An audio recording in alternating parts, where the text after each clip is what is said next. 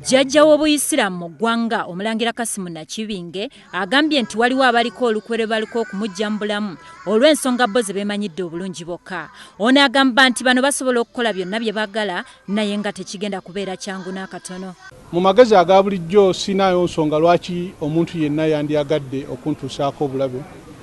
Ndowooza nti bwe kibanga gye kiri kutegeera kwe kunafunafu kubanga bw'ono nzijjawo olwo ensi neekoma ne kibaaki. Naye talowooza nti nange nina abanfiirako abasobola nabo okwesasuza. Kale ndowooza nti kintu kino kituufu baakiŋŋamba ab'ebyokwerinda era nange nengezaako okulaba nga ebyokwerinda mbinyweza naye nga obujulizi omuwaabi wa gavumenti yabulina. Omulangira wano wasinzidde n'akoowola abakuumaddembe okunyweza ebyokwerinda wonna mu ggwanga waleme kubeerawo obusambattuko n'ebikolwa eby'okubuza bannansi emirembe nga bwe kyawulikise mu bitundu by'e Kasangati ku lw'eggayaaza olunaku lw'eggulo abatujju bwe baalumbye ekitebe kya poliisi ne batemula omuntu omu ko n'omusirikale wa poliisi.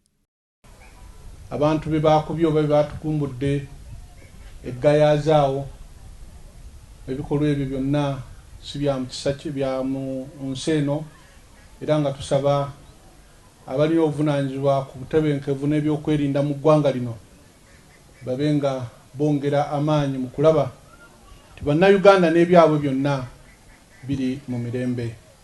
Tuvumirira ebikolwa bino byonna era nga tulowooza nti si enkola bwe mba nga temulina obutakkiriziganya na muntu tebulina kutuukaawo.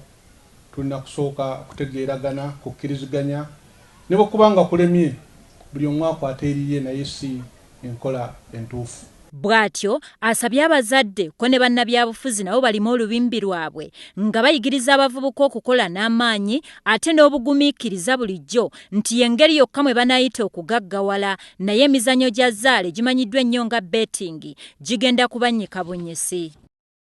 Nasaba bakadde baffe bamashekhe abali wano n'abataliiwo nga mbagamba nti ensonga ya zzaala erabika esusse nga mbasaba babe nga balina kye bagikolako. Olwaleero njagala okwogattako abafuzi ab'ebyobuwangwa ndaba Deputy Katikkiro waali wano okubasaba beegatte ku bafuzi oba ku bakulembeze baffe bannaddiini okugamba abantu baffe nti okuzaanya zzaala togenda bafuula bagagga era si kkubo lyosobola okugamba nti nze mwenzija ekigulira Magala Eddiba. Omumyuka wa Supreme Mufti Sheikh Muhammad Kibaate akubiriza abasiraamu bulijjo okukolera awamu n'okufuba okulaba nga batwala obuyisiraamu mu maaso. Kibaate era asabye ne gavumenti ne minisitule y'ebyenjigiriza balondoole nnyo ebisomesebwa abaana abato mu masomero obanga bituukagana bulungi n'omutindo.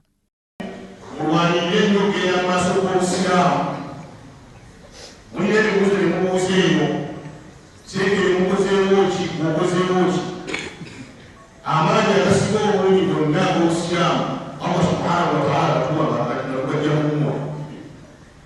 Mutulage ebyokukola tubikole mutuyambeko tukwasize wamu ebintu by'obusiraamu bitambule.